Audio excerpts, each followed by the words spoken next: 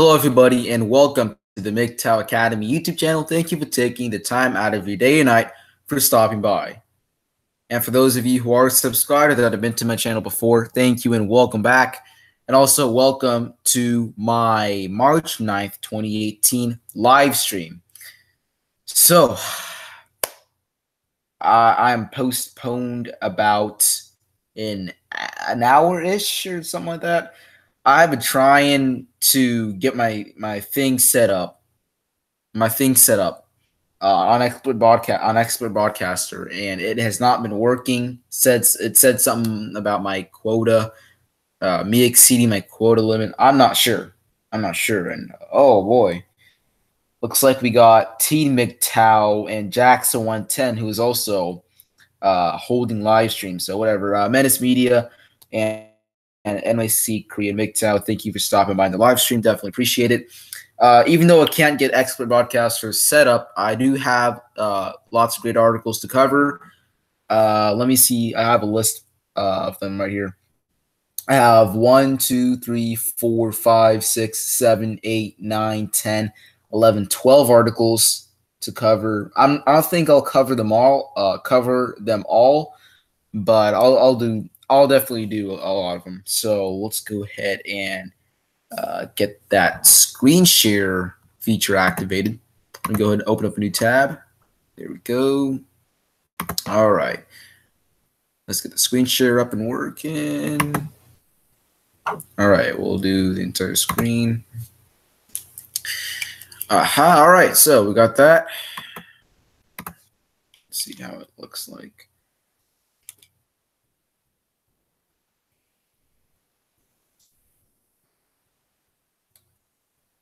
All right, so now I was just looking at it on my iPad to verify that everything's working out great. So we got that going for us. Let's go ahead and dive right into our first article of the night. Let's see. It looks like this article will be coming from Okay, so yeah, okay. So we'll do this article. It's about these car executives. They're questioning those car girls that they have at auto shows. And it's from the New York Post. So I'll just type in some keywords, something like that, and I'll find the article.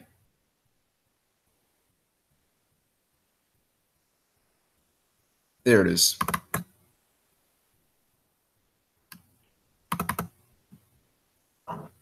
Oh man, I'm gonna write a heckin' lengthy email to YouTube or whatever.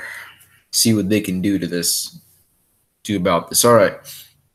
So, #MeToo has executives questioning car girls at auto shows. Come on, scroll down. Scroll down for me. Give this thing some time. There we go. All right.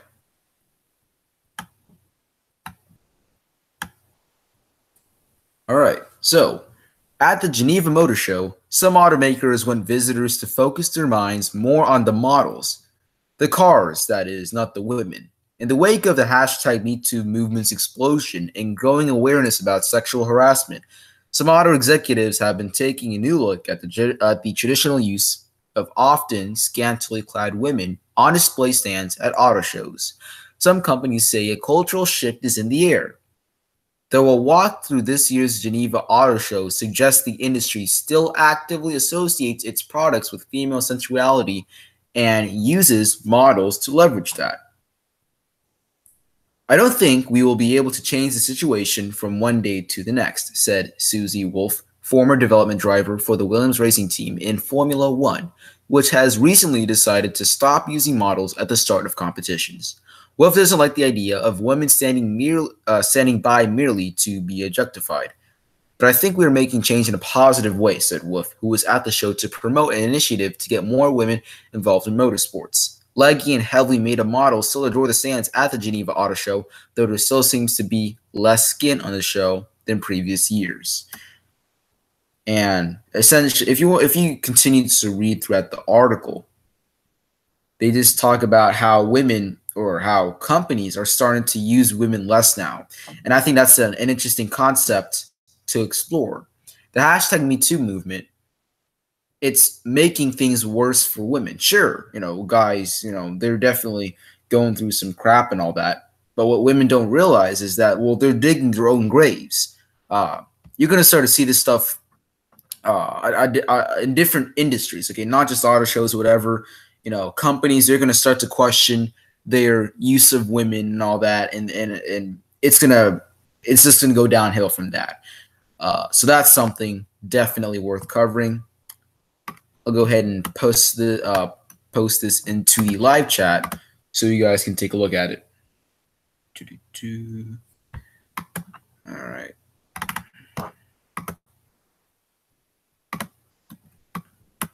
Oh man, come on, whatever.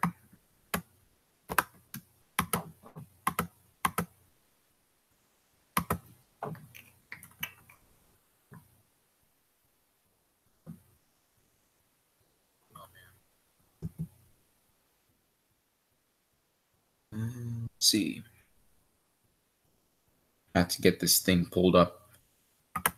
Pulled up. All right, there we go. All right. We'll mute this. All right, now that we got that set up, let's see what other kinds of articles we can cover. Not every country is down with the hashtag Me Too movement. Yeah, got it. Okay. All right. No. I'll do the first one. I'll do that one. Okay, so we'll do the one. This is another article from the New York Post. It's about how not every country is exactly down with the hashtag Me Too movement. So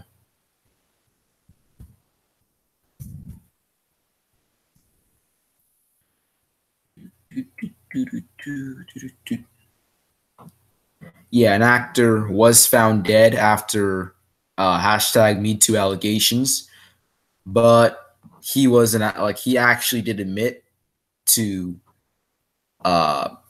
actually sexually harassing women. What can we do? All right, he did sexually harass women, so what can I do? You know what I mean? I don't really think that's worth covering. So we'll go ahead and take a look at this article right here. Once again, it's from the New York Post, and it's titled, "Not Every Country is Down with the Hashtag Me Too Movement." All right, so thanks to the vast reach of social media and the prevalence of sexual misconduct in virtually every society, the hashtag Me Too movement has proven itself a genuinely global phenomenon, yet its impact varies widely from country to country, from potentially momentous to inconsequential. No other nation has experienced anything close to the developments in the United States, the movement's birthplace, where scores of prominent men, among them politicians, media stars, and movie moguls, have lost jobs and reputations after facing sexual misconduct allegations. As the global women's movement prepares for International Women's Day on Thursday, it's clear the record everywhere else is mixed. In Western Europe, some VIPs have been discredited and some new anti-harassment laws are in the works. Worldwide, the fallout includes backlashes against women who speak out, divisions within feminist ranks, and minimal repercussions are for accused harassers. And in many countries, the US included, the movement has consisted of primarily well-educated professionals, largely leaving out working class and poor women. Some skeptics have coined the hashtag #WeFew. Hey, Menace Media, how's it going? How's it going, bud? Also, we got 4 people watching right now. All right, yeah. Since Jax and Teen are live right now, I thought I wouldn't really get anybody to come on in, but yeah. So, anyways, continuing on. Where was I? I just lost it. Okay, there it is. There it is. All right. So, in some countries where the movement hasn't caught fire, analysts have suggested that resistance to American cultural trends is among the factors. I wish it hadn't started in the US, said Anne Marie Goetz, a professor of global affairs at the New York University and a former United Nations advisor on women's issues. The fastest way to discredit any women's rights struggle is to say it comes from somewhere else, Goetz said. That's been a long-standing put-down of feminist movements all around the world. In China, discussion of #MeToo has sometimes been censored on social media and branded as a destabilizing foreign movement.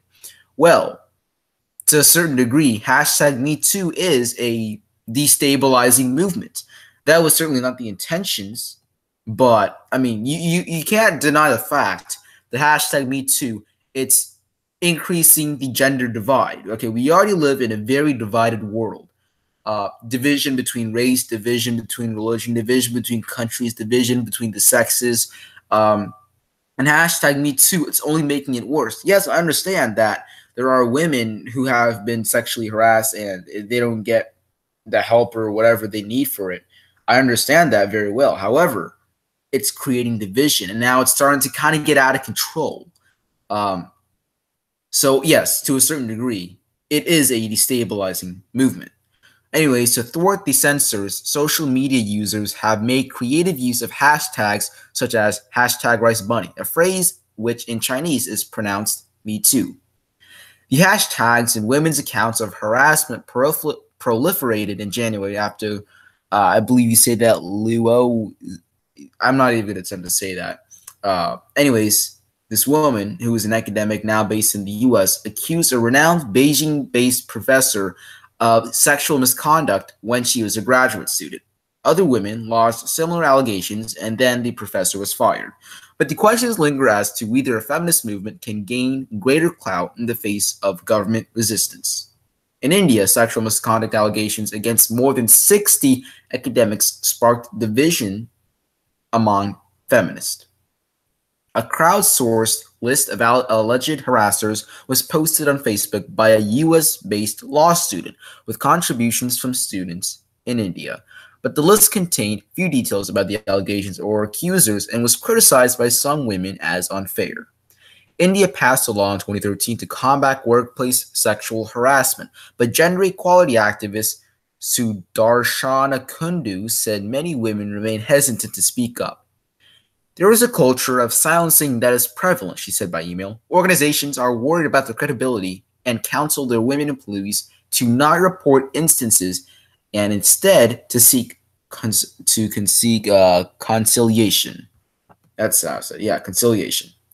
Perhaps no country has had a more complex reaction to #MeToo than France, long identified as a haven for romance. The government is preparing new legislation on sexual violence and harassment, and some lawmakers want to impose fines for sexist catcalls. And I believe I covered that a couple live streams ago. Additionally, maybe in a couple episodes of The Red Pill, I may have covered that as well. Anyways, despite sexual misconduct allegations against several prominent men, they have maintained their jobs and status. French feminist ranks, meanwhile, have experienced divisions, notably when actress Catherine Deneuve co-signed a letter depicting #MeToo accusers as puritanical, only to apologize after facing a backlash. In Britain, organizers decided to discontinue an annual men-only charity gala after a Financial Times investigation found that female hostesses required to wear short skirts and high heels were groped by some of the hundreds of senior executives who attended the event in January. It is quite extraordinary to me that in the 21st century, allegations of this kind, are emerging. Women have the right to feel safe wherever they work.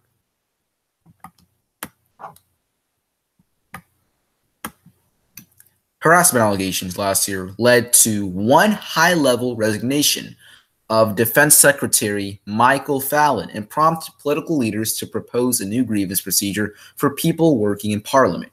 Even in Nordic countries ranked high for gender equality, there has been #MeToo turmoil. In Iceland and Sweden, women in numerous professional sectors mounted social media campaigns to raise awareness about widespread sexual misconduct. the Swedish government has proposed tightening its rape law to stipulate that explicit consent is required before sexual contact. In many parts of the world, including Africa and much of Latin America, the hashtag MeToo movement has had only modest impact. Many countries in those regions have weak support systems for women who do report sexual assault. Many Brazilian women choose to push back against sexual harassment during this year's carnival celebrations, with block parties of all feminist musicians, plus shirts, necklaces, and crowns with messages like "My breasts, my rules," and several anti-harassment campaigns. But overall, the movement has not caught on in Brazil, which has one of the highest homicide rates for women. In South Africa, oh crap, missed it, my bad. Sorry, guys. In South Africa, also plagued by a high rate of violence against women, feminists are frustrated by the almost lack of repercussions for prominent men linked to sexual misconduct. We need more hashtags and awareness, but more importantly, we need action and accountability, wrote Shazia Ibrahim in an opinion piece.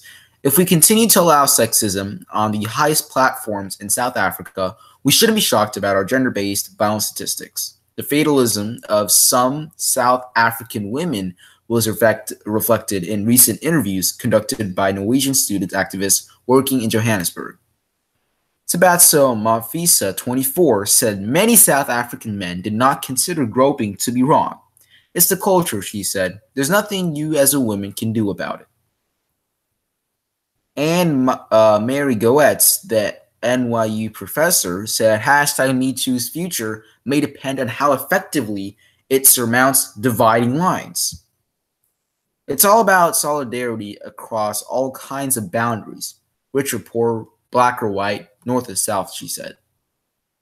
If you get an explosion of hashtag MeToo, you start getting the protection of numbers and a growing mass of evidence that there's a real problem, not just one individual who's making this up. Cynthia Enlow, who teaches gender studies at Clark University in Worcester, Massachusetts, and works with feminists in many countries, is convinced the hashtag MeToo will have staying power as more women in developing nations gain formal employment. Maybe the hashtag version will fade, but not the energy behind guaranteeing women's respect in the workplace, Enlow said by phone from Iceland. It's not about Hollywood and celebrities. It's about whether your boss stands up for you when someone else in the workplace tries to treat you as a sex toy. And that looks like that's it for this article. All right. So after covering this article, I hope you guys have a better perspective of how the hashtag MeToo movement is carrying on out throughout the world and all this. Just remember that hashtag MeToo, first of all, the women who are actually victims of sexual assault, they do not deserve, nobody deserves to be sexually harassed or assaulted, all right? However, we really need to ensure that this doesn't create division, all right? We just can't have guys fearing women. We can't have women fearing guys. We can't be having this kind of stuff. All right, like I said, we already have a society that is destabilized enough. Feminism, it has destroyed the nuclear family. And look at society. It's turned to crap, all right? Like SFM said in live chat, they want 24 white knights no matter what level.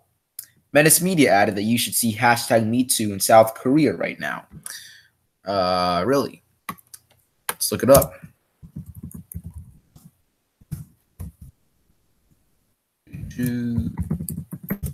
Let's see. How's it doing in South Korea? Oh, wow. Yeah, there was that guy who was found dead after the allegations. Yep. More jail time to harassers and all that. It's in The Guardian.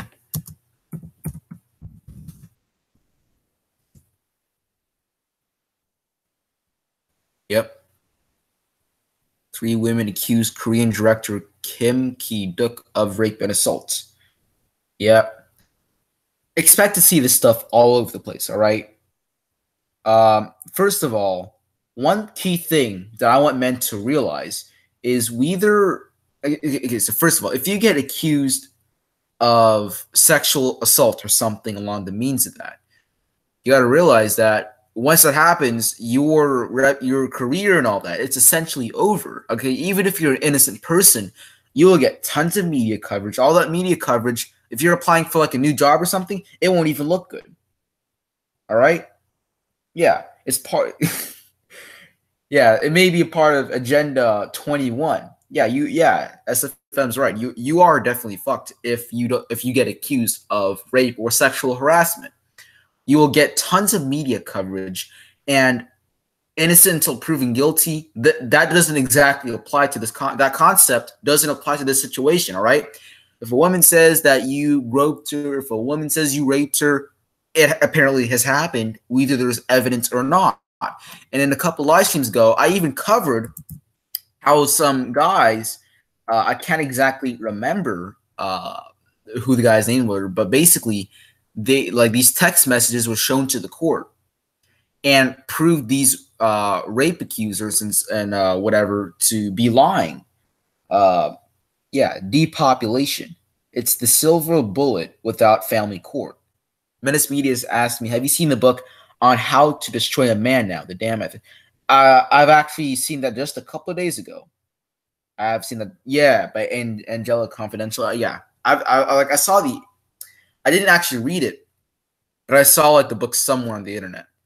I'll definitely see if I can like find like a free online version of that somehow, but whatever. Yeah, like SFM said, it's social demonization through gynocentric leverage.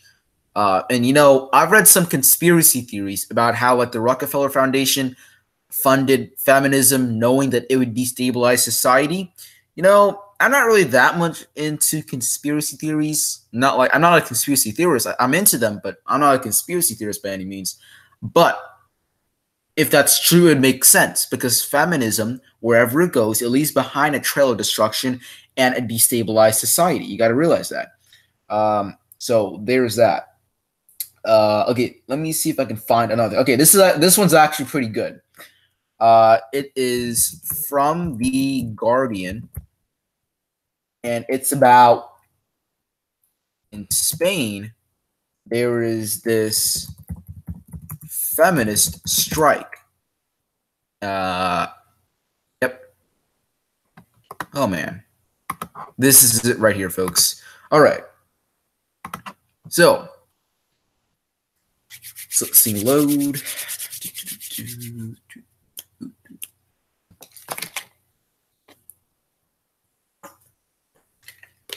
All right. So this article is from The Guardian, and it's titled, "More than 5 million join Spain's feminist strike," unions say. Mayors of Madrid and Barcelona are among supporters of a walkout on International Women's Day. Oh my God, this is too good, guys. So, you know, they're complaining about like the pay gap or some stuff, yet they're walking out on International Women's Day. Yet they're complaining about not getting paid enough. I mean, you know, I don't even have a job. I'm not a boss. I don't employ people by any means, but I will say this much. If you walk out just because of International Women's Day, you will get paid less because you didn't come to work simply because you're a woman. Of course, you're going to get paid less. All right?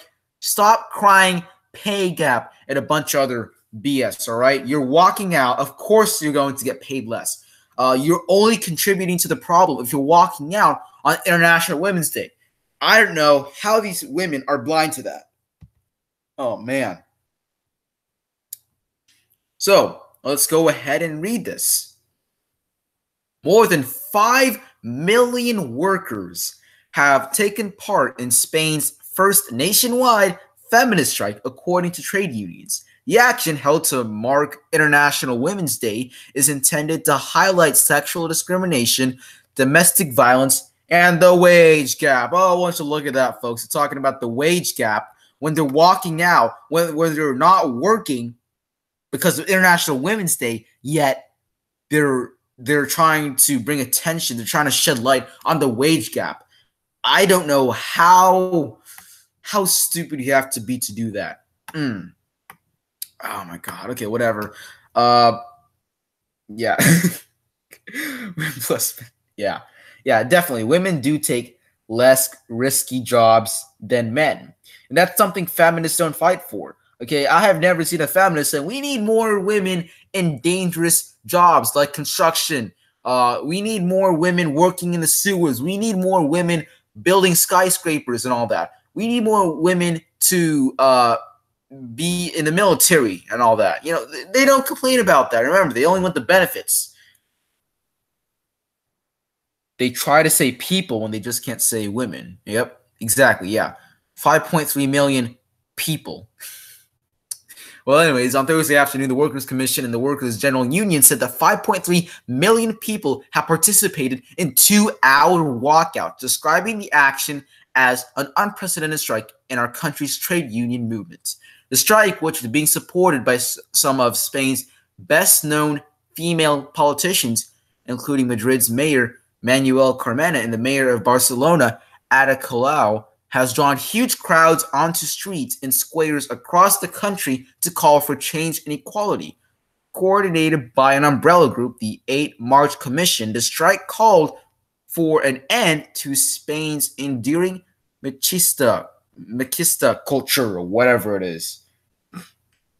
Yeah, they never say how many simps went there. Yeah, you know, I mean, I'm not sure really if what, like, imagine if guys walked out at International Men's Day. I mean, like, man, I don't know. First of all, that wouldn't really get any media coverage. Barely any, really, unless it's like super, super, super big. And guys would get fired because remember, we were like guys line up to replace other guys. All right, and we're seen as disposable utilities. Yeah, you get the idea. All right. Now, anyways, under the slogan, "If we stop, the world stops," protesters congregated in cities including Madrid, Barcelona, Bilbao, Seville, and Pamplona. All right. So if you guys stop, the world doesn't stop. The world keeps spinning. It'll just keep spinning without you because you're going to get fired. Anyways, the messages scrawled on placards read, "It took so much away from us that they ended up taking away our fear. No woman has an orgasm polishing the kitchen floor, and women's rights equals human rights." Okay. I don't understand the middle one. I have no idea what they're trying to say. No woman has an orgasm polishing. Oh, okay. That didn't make sense at first, but it makes sense now. Okay, sure. Don't clean the kitchen floor then. Anyways, demonstrators in Catalonia blocked a railway line. They're these type of people.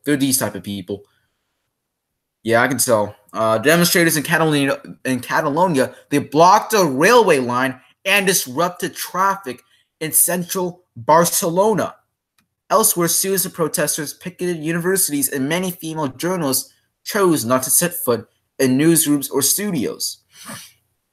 Well, okay, look, if you don't want to be in the newsrooms or the studios, fine. No one wants you there anyways. No, I'm kidding.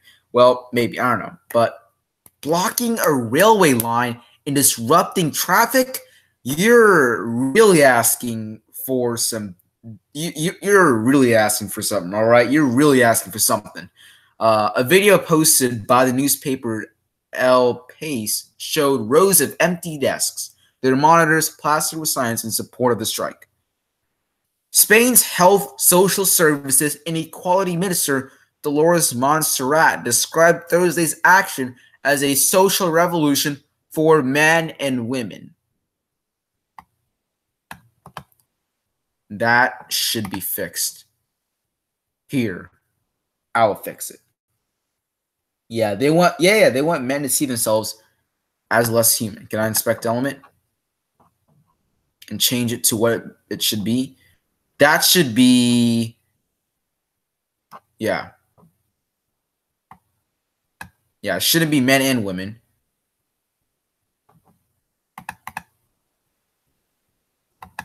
Here, I'll see if I can change that. It should be changed to, yeah, see right here.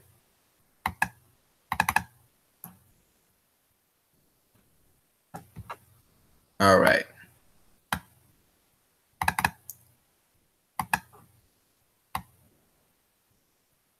Come on.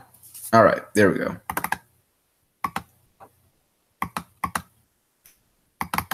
This is HTML right here. This is some HTML format.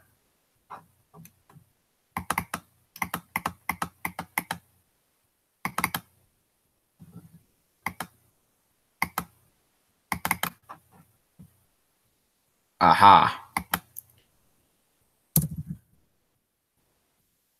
It's going to be a social revolution for women. There, I fixed it for you. All right? Stop trying to make it seem like we're benefiting from this. All right? All the time, whenever there's something, some feminist related movement, they're always saying, "Oh, this is for the benefit of women and men." No, it's for the benefit of women. All right? We're not that stupid. All right? We know what you're trying to do here. Don't pull that kind of crap on us. Let's see. Montserrat told the Espejo something program that while she was pleased to see so many women exercising the right to protest, it was up to individual women to decide how they want to strike or whether they wished to go to work as normal. I really don't get, though, that, like, why aren't they just holding a separate event not during work? Okay? Why? Just, like, do it on a weekend or something. Do it when you don't have work. Because you have a job. And when you sign up for a job, it is your responsibility. When you sign up for that job, it is your responsibility to show up for that job. You must show up for that job when you're ordered to. And if you walk out just because vagina, you're going to get fired. 4 secondary school students taking part in a demonstration in Barcelona said they felt compelled to disregard instructions to say in their classrooms. Oh man, whatever. Yep.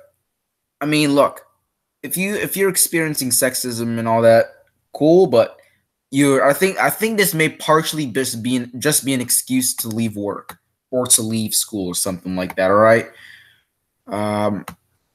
Anyways, they say sexist things such as jokes, especially when it comes to domestic work, even though we say that you shouldn't say things like that, even as a joke. One of the students said yesterday, some of the boys said they come down to protest with us, but look, it's just us four. Yeah, okay, look, they're being sarcastic. No, boys aren't just going to come to a feminist march unless they're simps, all right? Yeah. Because the majority only have part-time, like as if I've said, the majority only have a part-time job, or they have a simp boss, or have some simp paying for their life, or they have some husband who has been enslaved paying for their life. And sexism is a fraud. It's a money monitoring tactic or whatever. All right, feminism and all that, it's all about bringing in money for the government. All right, they use it like companies and all that. Corporate companies, the government, they use it as a way to get in extra money. Yeah, you mean being forced by their single mother? Yep. Multiple reasons. Oh, man. Last year in Spain, 49 women were killed by their partners or ex-partners, compared with 44 in 2016. No way. Okay, I'm going to look something up real quick.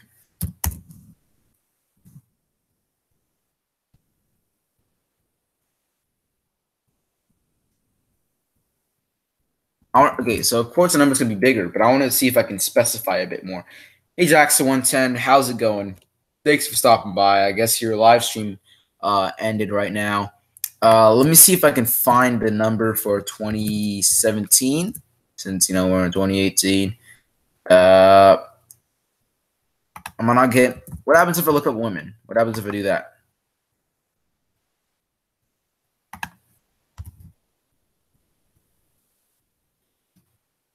Okay, let's try this with men.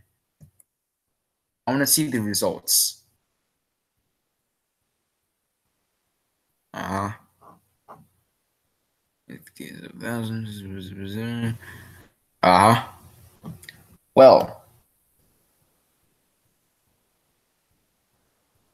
Okay. Saying for MGTOW's going to bed. So have a good night. Yes, I'll always double check those facts and statistics. You never know if they can be false for sure. But yeah. Okay, so just look at this area over here. Just I'm gonna highlight this. Roughly 23.69 million women lived in Spain, thus outnumbering men by 857,000. So it's, I mean, of course, that number is going to be a lot bigger than men. However, this is another thing that the media won't focus on. They're going to probably say something like, "No, there are more women who are being killed by their partners or by their ex-partners than men." Well, of course, that's because women outnumber men. All right, it's like the pay gap. Okay, you just see the statistics and you see a difference and you call it sexist. No, all right. Just because that there is a difference in statistics or that there is a difference in numbers does not mean that something is sexist. All right, I need people to understand that. By the way, Jackson 110, if you want to go ahead and come into the live stream or like you want to talk or whatever, you're always more than welcome to.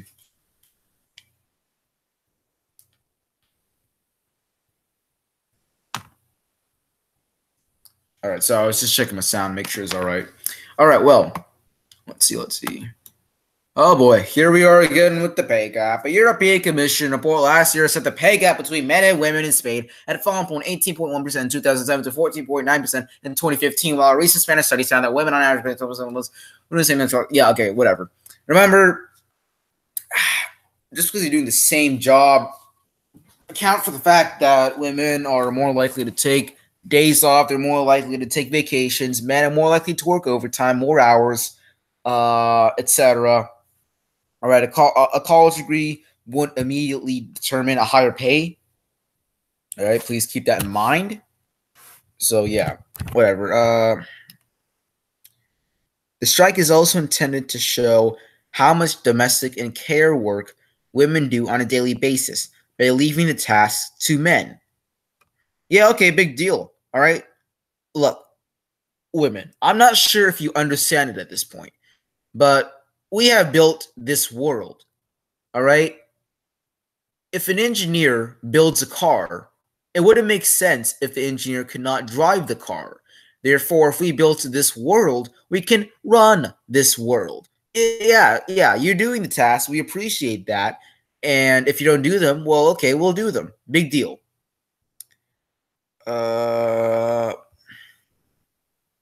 Mm-hmm. Yeah, they're just talking about what? Yeah, okay, yeah, but whatever. People saying there's valid motives for the strike. Yeah, there are valid motives for a strike, but there are no valid motives for a strike during work hours. All right, you're not helping the cause by protesting, like by leaving during work hours. If you're trying to protest the pay gap or something, that's not going to work. All right. Another thing. This is actually a pretty cool article. It's about this comedian. Raises. Come on. So comedian raises money. No, not for any of this. He raises money for International Men's Day. Yeah, this time it's about the one on November 19th. I'll try to find the article. I think it's from, where is it? Thecut.com or something like that. There it is, thecut.com. All right, so let's go ahead and check this stuff out. So it's from thecut.com and it's titled "Comedian Raises Almost $200,000 for Charity by Replying to International Men's Day Tweets." All right, let's go ahead and check this out. Is this thing can let me scroll down? Hold on, I got this ad right here. Okay, so every year on March 8th, we celebrate International Women's Day, a day during which men around the world honor women by taking the internet in droves to ask, what about International Men's Day? After seeing this happen over and over, British comedian Richard Herring decided to take matters into his own hands by responding to everyone asking that question on Twitter. And yes, there is one November 19th, this, and that. Yep, there is one.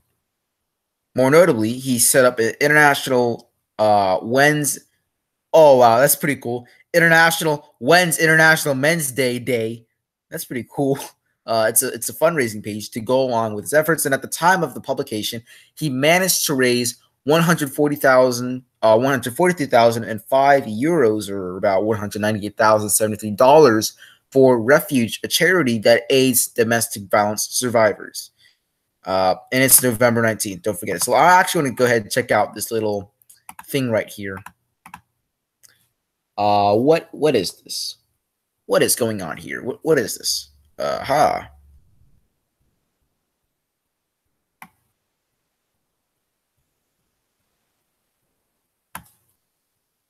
Mm-hmm.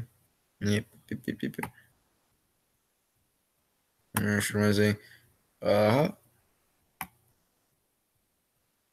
We got a lot of donations pouring in. However, it's not specifically for men, but it's still raising awareness. So there's a plus for that. Even though it's not going towards men, I got to give him a hand for kind of creating awareness about International Men's Day. Really, Muslims care about this. Yep, exactly. So every day, International Women's Day, which is March 8th. For a few years now, I have gone on Twitter to search for people asking when's International Men's Day, to let them know that it is on November 19th. Weirdly, most of them only seem to care about this International Women's Day, and when November 19th comes along, they do nothing. I think some of them think that there shouldn't be an International Men's Day, but there is one, and it's on November 19th. I do this so that everyone else can get on with celebrating International Women's Day and use it to raise awareness of the issues that affect women and trying to achieve equality. Just like the men who ask when International Men's Day is could do on International Men's Day, but they generally don't. So, if I could, I would definitely set up a GoFundMe page on International Men's Day or something like that, or for International Men's Day, and it would be like a domestic, the money would probably go towards domestic violence shelters for guys or something like that. That's what I would do. It would be something along the lines of that. All right. Here's actually another pretty cool one. Well, let's see which one should I do. Okay. So this one, it's going to be from the marketplace.org. And it's titled that 1 in 7 men have been sexually harassed at work.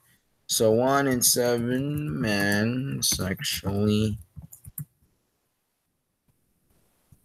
harassed, and it's by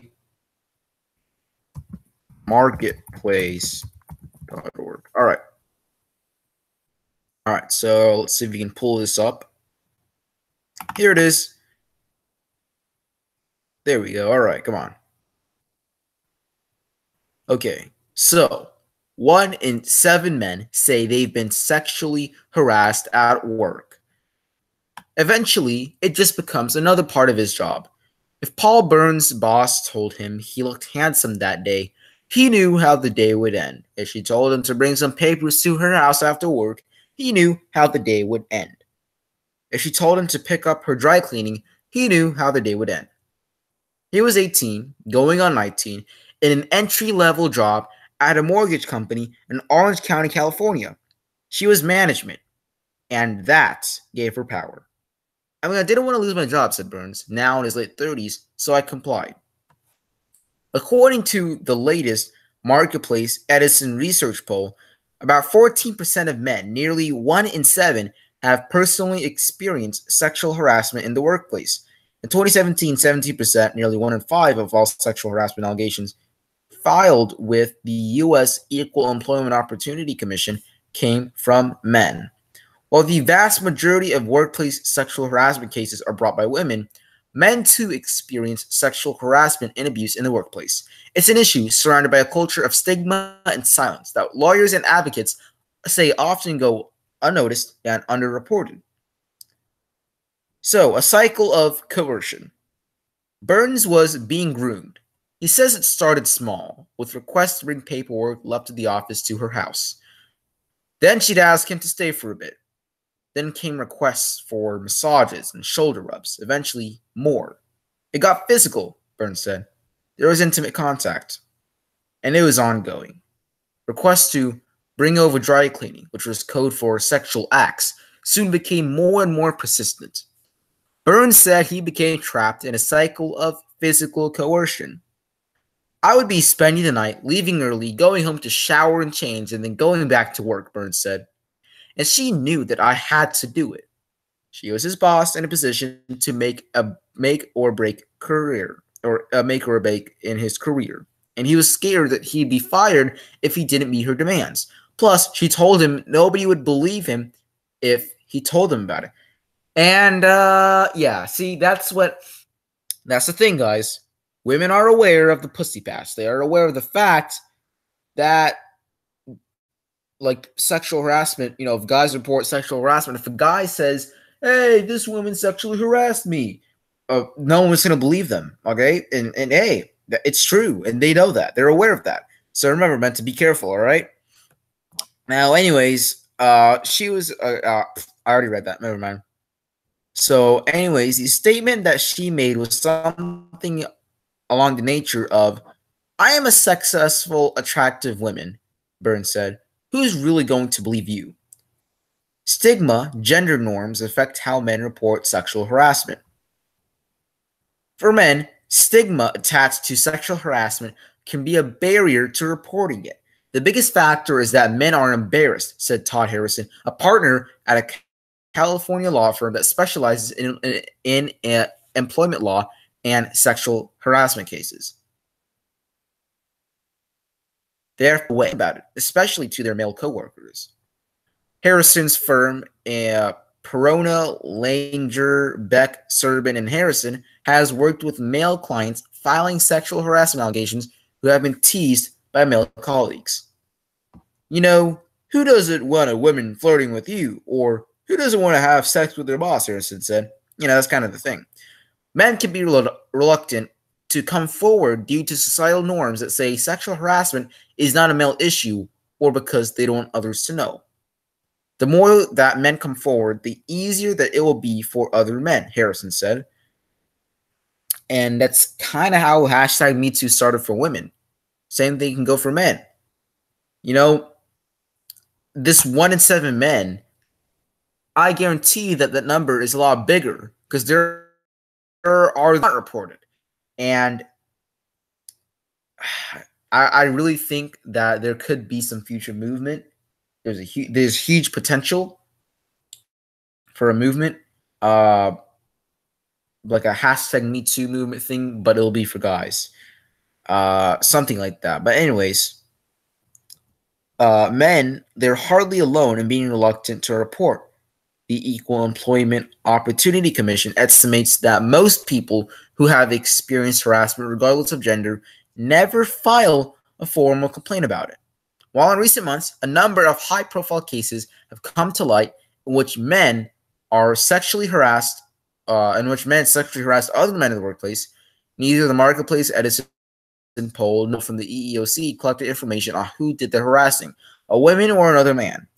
Regardless of gender, in almost all cases, you're always going to see the power difference, Harrison said.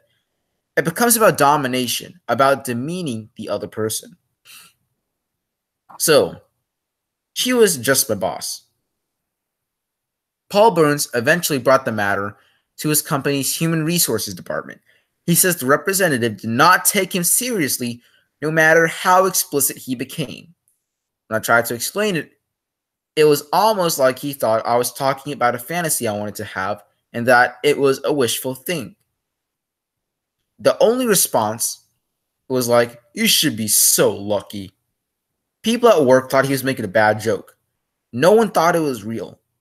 Burns turned to his girlfriend at the time to share what he was being forced to do. She broke up with him, thinking he was confessing to cheating. Now that is severely fucked up. You try to be honest with a woman and, hey, she breaks up with you. Yeah. All right, sure, whatever. I was being forced to do this, Burns said. I mean, she wasn't my girlfriend or someone I was in a relationship with or that I entertained being in a relationship with. She was just my boss. According to Burns, the boss told him that she had been sexually harassed earlier in her career and told him he was lucky because when it happened to her, it was with someone unattractive. And since that she's not, I should just be dealing with it, Burns said. I went to management so many times about it, and it just got rebuffed away. There was no way to make it stop, so he quit. Good job, Burns. Quitting is the right thing, all right? You got to realize that in this world, you're essentially on your own. Companies, they don't exactly care about you. The only reason that there are human resources and all that kind of crap is to, one, keep you working there, and to two, it's kind of regulated by the government. Now, if of course the companies, they're not going to really listen to you, just quit, all right? The one thing that you can do to cut yourself off from like sexual harassment and all that kind of crap is to cut the source off from the bud. Like just cut off the initial source, which is that specific job. Quit the job, find another one if you can, all right? So what can workplaces do? Workplaces can take steps to create an environment where employees feel comfortable with coming forward about concerns about sexual harassment. It can come down to training about appropriate language and requests, the role of power, and clear steps that management will take following an allegation, according to Harrison, the lawyer. A lot of employees are under misguided belief that human resources is their friend, Harrison said. Human resources is there to protect the company. That's what I just said. You know, you don't even need to read the article. You can just kind of, all you need to do is read it, understand the concepts, and you got it. See?